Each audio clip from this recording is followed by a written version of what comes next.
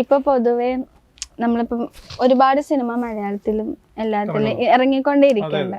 അപ്പം പുതുവരുന്ന സിനിമ അല്ലെങ്കിൽ ചെറിയ സിനിമ പുതിയ ഡയറക്ടേഴ്സൊക്കെ മലയാള ഇൻഡസ്ട്രി രണ്ടും കൈയ്യട്ടി സ്വീകരിക്കാറുണ്ട് തോന്നുന്നുണ്ടോ? നേരത്തെ അത് പറഞ്ഞോടെ ഞാൻ എടുത്ത് ചോദിക്കുന്നത്, അങ്ങനെ സ്വീകരണത കിട്ടാറുണ്ടോ എന്ന് തോന്നിയിട്ടുണ്ടോ? പുതിയ ഡയറക്ടർമാർക്കാ കിട്ടാറേ ഇല്ല. നല്ല ബാനർ വലിയ ബാനറൊക്കെ ഉണ്ടെങ്കിൽ കിട്ടും. ഞങ്ങൾ തന്നെ ഈ പടത്തിന് വേണ്ടി പല ആൾക്കാരുടെ അടുത്ത് ചെല്ലുമ്പോഴും ചോദിക്കണ ഈ ജീവചരിത്രം എന്താ പേരിന്റെ വാലും അതൊക്കെയാണ്.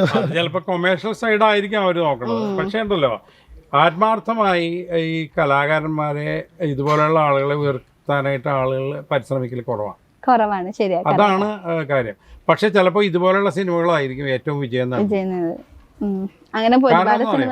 അവരുടെ ഇതിന്റെ പിന്നിലുള്ള എഫേർട്ട് ചില്ലറയല്ല. എഫേർട്ട് വെറുതെ കാണിക്കണമല്ല, ഫുൾ സിൻസിയറിറ്റി ആൻഡ് സാങ്ക്ടിറ്റി. അതാണ് അവരുടെ ആ പൂർണ്ണമായ ആത്മാർത്ഥതയോടുകൂടി ചെയ്യുന്ന ഒരു പ്രവൃത്തിക്ക് എന്തായാലും ഫലമുണ്ടാവും.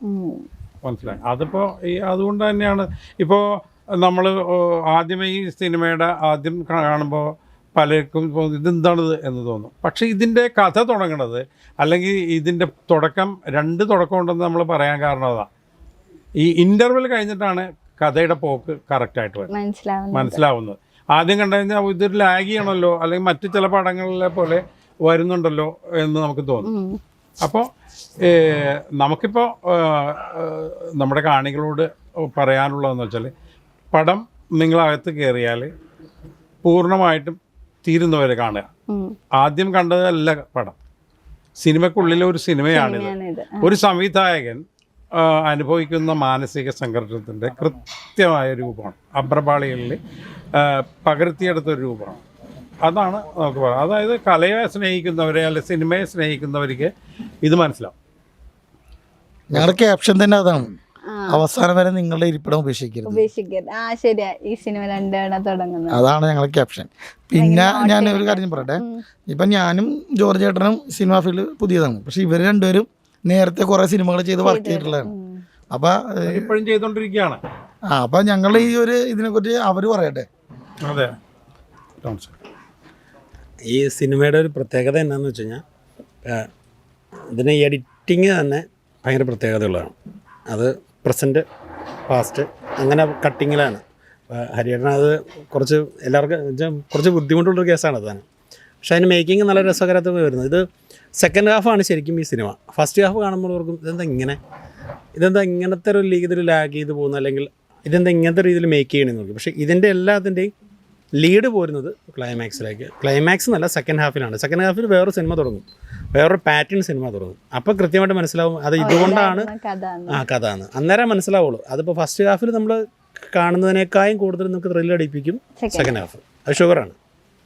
കാരണം അതിൻ്റെ ഒരു പ്രത്യേകത ഇതിനകത്തുണ്ട്.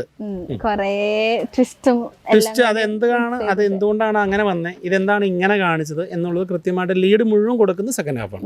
ഫസ്റ്റ് ഹാഫിൽ നമ്മൾ ശരിക്കും പറഞ്ഞ് കണ്ടിന്യൂസ് ഷോട്ടുകൾ പോകുമ്പോൾ അത് ഇങ്ങനെ സ്റ്റിച്ചിങ് ഷോട്ടുകൾ കൂടുതലും വരുന്നുണ്ട്. അതുകൊണ്ടുള്ള ചെറിയൊരു ലാഗ് അല്ലെങ്കിൽ അങ്ങനത്തെ ഒരു ആർട്ടിസ്റ്റിൻ്റെ കുറച്ച് ടൈമിങ്ങിൻ്റെ കുറച്ച് കാര്യങ്ങൾ എന്തെങ്കിലും വന്നാൽ പോലും, പുതിയ ആൾക്കാരാണല്ലോ, അതിൻ്റെ ഒരു ചെറിയ ടൈമിംഗ് ലാഗ് ഉണ്ടാവുള്ളൂ. പക്ഷേ അത് സെക്കൻഡ് ഹാഫിൽ അത് കൃത്യമായിട്ട് അത് മെയിൻറ്റെയിൻ ചെയ്ത് അത് എന്തുകൊണ്ടാണ് ആ ടൈമിംഗ് ലാഗ് ചെയ്തത് എന്നുള്ളതൊക്കെ നമുക്ക് ഡീറ്റെയിലിംഗ് കൊടുത്തിട്ടുണ്ട്. അത് നിങ്ങൾക്ക് സിനിമ കാണുമ്പോൾ തീർച്ചയായിട്ടും അത് മനസ്സിലാവും. ഈ സിനിമയിൽ പാട്ടുകളും അങ്ങനെയൊക്കെ ഉണ്ടോ? സംഗീതം, പാട്ട് 4 പാട്ടുണ്ട് അതിനകത്ത്. ഇപ്പോൾ അറിയാമല്ലോ, പഴയ രീതി എന്ന് പറഞ്ഞാൽ അതിൻ്റെ സംഗീതത്തിൻ്റെ ഭാവവും അല്ല വരികളും ഒക്കെ ഇപ്പോൾ വയലാർ ദേവരാജൻ, MK അർജുനൻ, ശ്രീകുമാരൻ തമ്പി അങ്ങനത്തെ ആളുകളുടെ ആ രീതി അല്ല ഇപ്പോൾ ഭയങ്കര ബഹളമൊക്കെ. ചെറുപ്പക്കാർക്ക് അത് മതി. അപ്പോൾ എനിക്കൊരു നിർബന്ധം ഉണ്ടായിരുന്നു എന്ന് വെച്ചാൽ, പാട്ടുണ്ട്, ഒരു പ്രണയഗാനമുണ്ട്, ആ പ്രണയഗാനം വളരെ ഭംഗിയാക്കണം. അപ്പോൾ ഇവർ പറഞ്ഞു, സാറേ അത് പ്രണയഗാനമൊക്കെ ഇതിനകത്തുണ്ട്, പക്ഷെ അത് വേറൊരു ലെവലിലാക്കിയ പോരെ, നമുക്ക് പറ്റില്ല. നമുക്ക് ഒരു പാരമ്പര്യമായിട്ടുള്ള അല്ലെങ്കിൽ ക്ലാസിക്കൽ മ്യൂസിക് അല്ലെങ്കിൽ ആ രാഗങ്ങളുടെ ആ രസത്തിൽ ഒരു പാട്ട് വേണം.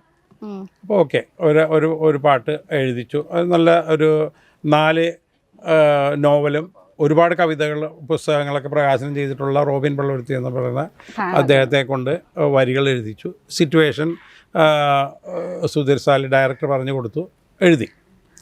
എഴുതി. അപ്പോൾ ആരെ കൊണ്ട് അത് സംഗീത സംവിധാനം ചെയ്തു. അപ്പോൾ ഈ എനിക്ക് ഏറ്റവും പ്രിയപ്പെട്ട വളരെ അടുത്തത് ആളാണ് കലാഭവൻ സാബ്.